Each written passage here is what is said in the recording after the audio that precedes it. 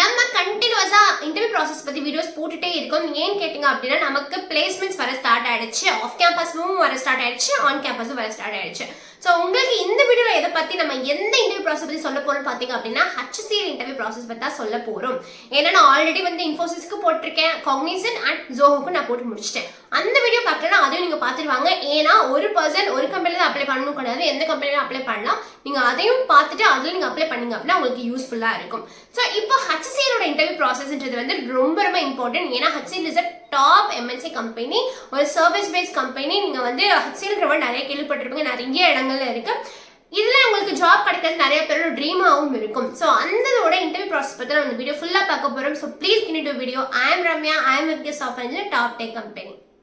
So HCLல first eligibility criteria பார்க்கலாம். ஏன்னா நீங்க ஒரு அப்ளை பண்றதுக்கு முன்னாடி உங்களுக்கு என்னென்ன எலிஜிபிலிட்டி வச்சுக்காங்கன்னு பார்த்தீங்க அப்படின்னா, நீங்க எந்த டிகிரி வேணா படிச்சிருந்திருக்கலாம். நீங்க வந்து 2024க்கு வந்து அவங்க இப்போ ஆன் கேம்பஸ்ல போய் டைரக்டா எடுக்கிறதா இருக்கலாம், இல்லைன்னா ஆஃப் கேம்பஸ்ல நீங்க அப்ளை பண்ணலாம். இன்னும் ரெக்ரூட்மெண்ட் அவங்க போட்ட உடனே நான் வந்து நம்மளோட யூடியூப் சேனலை அப்டேட் பண்றேன். நீங்க 60%க்கு அபோவா நீங்க வந்து உங்க அகாடமிக் பர்சன்டேஜ் இருக்கணும். தேர்ட் கிரைட்டீரியா என்ன அப்படின்னா, இன்டர்வியூவோட செலக்ஷன் ப்ராசஸ் அப்போ உங்களுக்கு பேக்லாக்ஸ் இருக்கக்கூடாது. நோ பேக்லாக்ஸ், நோ அரியர்ஸ்னு சொல்லியிருக்காங்க. ஸோ இதுதான் வந்து உங்களுக்கு total criteria. And also at least 1 year bond இருக்கணும். நீங்கள் பாண்ட் சைன் பண்ணிட்டு தான் போகிற மாதிரி இருக்கும். ஸோ இது வந்து பெரிய ப்ராப்ளமாக இருக்காதுன்னு நினைக்கிறேன். ஏன்னா மேக்ஸிமம் எல்லாருமே ஒரு கம்பெனிக்குள்ள போனால் அட்லீஸ்ட் 1 year ஒர்க் பண்ணணும்ல, அப்பதான் நீங்க அந்த விஷயத்தை கத்துப்பீங்க. ஸோ 1 year பாண்ட் வந்து பெரிய ஒரு விஷயமா தெரியாது. ஸோ 1 year பாண்டும் உங்களுக்கு கொடுப்பாங்க. ஸோ இதுதான் எலிஜிபிலிட்டி கிரைட்டீரியா. HCL எத்தனை ரவுண்ட்ஸ் இருக்குன்னு பாத்தீங்கன்னா டோட்டல் 3 rounds. ஃபர்ஸ்ட் ரவுண்ட் என்னன்னு பாத்தீங்க அப்படின்னா ரிட்டன் டெஸ்ட், செகண்ட் ரவுண்ட் என்னன்னு பாத்தீங்க அப்படின்னா உங்களுக்கு டெக்னிக்கல் ரவுண்ட், தேர்ட் வந்து HR ரவுண்ட். ஏன்னா சர்வீஸ் பேஸ்ட் கம்பெனில எல்லாமே வந்து 3 rounds தான் இருக்கும், ரொம்ப ஈஸியா இருக்கும். இன்ஃபோசிஸ், காக்னிசன்ட், இந்த மாதிரி இப்போ HCL சொல்ல ஆரம்பிச்சிட்டு இந்த மூணுமே வந்து சிமிலரா ஒண்ணுதான். நீங்க ஒரு ப்ரிப்பரேஷன் வச்சிட்டீங்கன்னாவே எல்லா கம்பெனியுமே ஈஸியா அட்டெண்ட் பண்ணிடலாம். ஏன்னா சர்வீஸ் பேஸ்ட் கம்பெனி கொஞ்சம் சிமிலரா தான் இருக்கும். ஸோ அதனால தான் நான் சொல்றேன், எல்லா வீடியோ பார்த்துட்டு வாங்க, எல்லா கான்செப்டும் எக்ஸ்பிளைன் பண்ணிட்டு உங்களுக்கு ரொம்ப ரொம்ப யூஸ்ஃபுல்லா இருக்கும். ஸோ இந்த HCLல ஃபர்ஸ்ட் ரவுண்ட் பாத்தீங்க அப்படின்னா ரிட்டன் டெஸ்ட். இதுல என்னென்ன கேட்பாங்கன்னு பாத்தீங்கன்னா ஆப்டிடியூட் பத்தி தான் இருக்கும். ஆப்டிடியூட்ல வந்து குவான்டிடேட்டிவ் ஆப்டிடியூட் என்ன கேட்பாங்க, வெர்பல் இருக்கும், அது போக லாஜிக்கல் இருக்கும், ரீசனிங் இருக்கும், இது போக கோடிங் கொஸ்டின்ஸும் கேட்க சான்ஸ் இருக்கு. இதை பத்தி நான் ஃபுல் அண்ட் ஃபுல் அகேன் நான் லென்த்தியா சொல்ல விரும்பல. ஏன்னா நான் இதுக்கு ஆல்ரெடி தனித்தனியான வீடியோஸ் நான் ஆல்ரெடி போட்டேன். ஆப்டிடியூட் வீடியோ நம்மளோட வந்து ரொம்ப பயங்கர ரீச்சும் ஆயிருக்கு. ஸோ நீங்க போய் அதில் பாருங்க, நான் அந்த லிங்க்குமே உங்களுக்கு கீழே வந்து அட்டாச் பண்றேன்.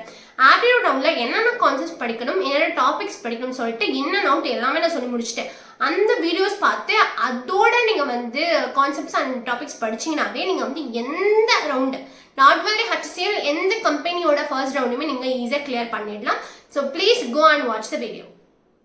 ஸோ எல்லாருக்குமே தெரிஞ்ச ஒன்று தான், ரவுண்ட் 1ன்றது எலிமினேஷன் ரவுண்டா இருக்கும். இந்த ரவுண்ட் நீங்க கண்டிப்பா கிளியர் பண்ணியே ஆகணும், அப்பதான் நெக்ஸ்ட் ரவுண்டுக்கு நீங்க எலிஜிபிள். ஸோ ஃபர்ஸ்ட் ரவுண்ட் நான் சொன்ன மாதிரி ஃபுல் அண்ட் ஃபுல் வந்து ஆப்டிடியூட் ரவுண்டா இருக்கும். உங்களுக்கு சாய்ஸஸ் கொடுத்துருப்பாங்க, ஜோஹோ மாதிரி கிடையாது, ஃபில்லிங் இந்த பிளாங்க்ஸ் இருக்காது. இது உங்களுக்கு சாய்ஸஸ் இருக்கும். ஸோ நீங்க அதை வந்து அட்டென்ட் பண்ணிடலாம். செகண்ட் ரவுண்ட் என்னன்னு பாத்தீங்க அப்படின்னா டெக்னிக்கல் ரவுண்ட். இங்கே வந்து உங்களுக்கு 2 நாலேஜ் செக் பண்ணுவாங்க. ஒன்று கோர் நாலேஜ் செக் பண்ணுவாங்க, இன்னொன்று வந்து IT நாலேஜ் செக் பண்ணுவாங்க. அதாவது அப்படின்னா என்ன அப்படின்னா, கோர் நாலேஜ்னா நீங்க வந்து கம்ப்யூட்டர் சயின்ஸ் படிச்சிருந்தீங்க அப்படின்னா உங்களுக்கும் ஐடிக்கும் ரிலேட்டிவ்லா இருக்கும். ஸோ அது பிரச்சனை இல்லை. மேபி நீங்க வந்து மெக்கானிக்கல் டிபார்ட்மெண்ட்ல இருக்கீங்க, ஆர் நீங்க வந்து ஆட்டோமொபைல் டிபார்ட்மெண்ட்ல இருக்கீங்க, some other department except computer science பாத்தீங்க அப்படின்னா நீங்க படிச்ச உங்களோட கோர் நாலேஜ்ல, உங்களோட கோர் சப்ஜெக்ட்ஸ்ல உங்களுக்கு எவ்வளவு நாலேஜஸ் இருக்கு அதை கண்டிப்பா அவங்க செக் பண்ணுவாங்க. அதுல இருந்து 2-3 கொஸ்டின்ஸ் கேட்க சான்ஸ் இருக்கு. அது போக ஐடில வந்து இப்போ நெட்வொர்க்கிங் கான்செப்ட்ஸ் என்ன, DBMS கான்செப்ட்ஸ் என்ன, OS கான்செப்ட்ஸ் என்ன, ஒரு ரொம்ப பிகினர் லெவல் தான் கேட்பாங்க. பிகாஸ் இது ஃப்ரெஷர்ஸ்னால உங்களுக்கு இதுதான் கேட்பாங்க. ஸோ இந்த ரவுண்டு கிளியர் பண்ணுறது ரொம்பவே easy.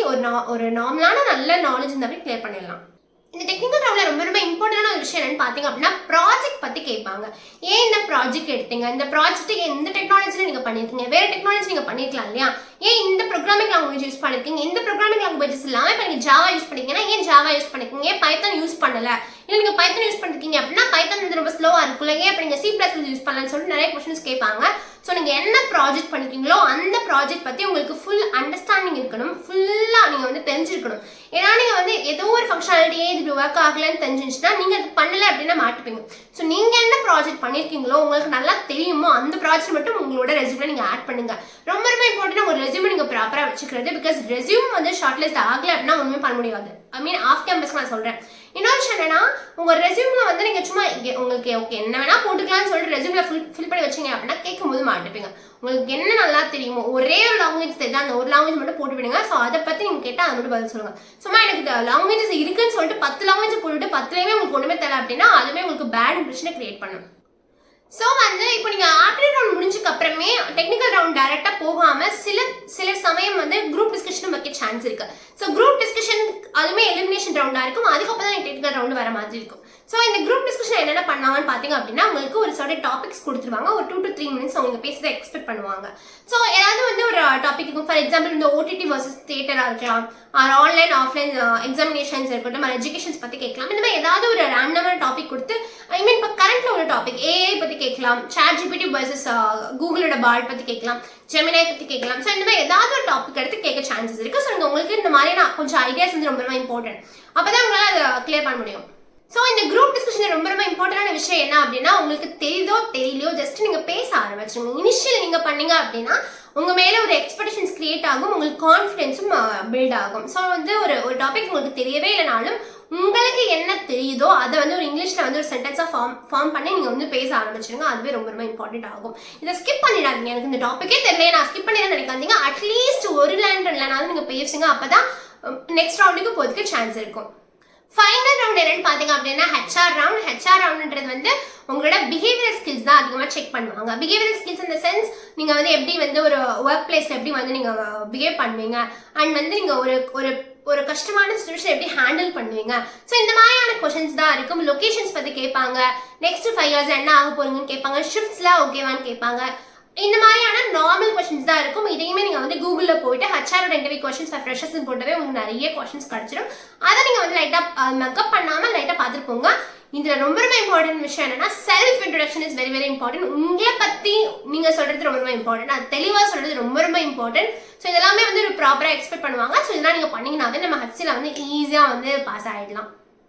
So wish you all the best. இப்போ ஆன் கேம்பஸும் வரப்போகுது, ஆஃப் கேம்பஸும் வரப்போகுது.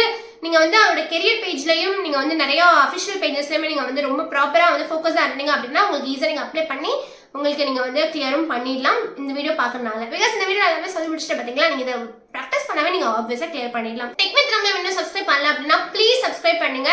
உங்களோட ஃப்ரெண்ட்ஸ் யாருக்கெல்லாம் தேவையோ உங்களுக்கு நீங்க ஷேர் பண்ணுங்க. until then bye bye.